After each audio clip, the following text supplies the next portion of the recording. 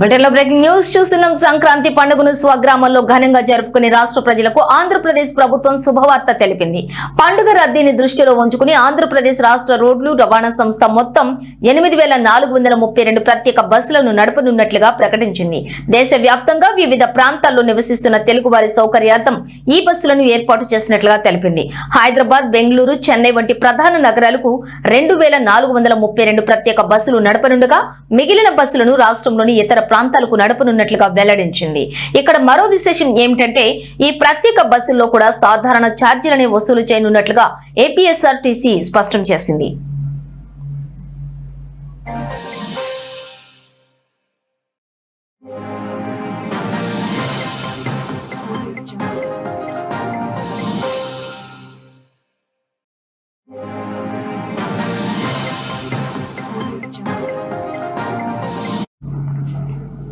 ఇక తెలుగు వారి అతిపెద్ద పండుగ సంక్రాంతి. తెలుగు రాష్ట్రాల్లో పండుగను 3 రోజుల పాటు భోగి, సంక్రాంతి, కనుమ పండుగలను ఘనంగా జరుపుకుంటారు. గ్రామాలు, పట్టణాలు, నగరాలు పండుగ శోభతో ముస్తాబవుతాయి. వివిధ ప్రాంతాల్లో ఉద్యోగ, వ్యాపారాలతో స్థిరపడిన తెలుగువారు ఈ పండుగకు ప్రత్యేకంగా స్వగ్రామాలకు తరలివచ్చి కుటుంబ సభ్యులతో ఆనందంగా జరుపుకోవటం ఆనవాయితీగా వస్తోంది.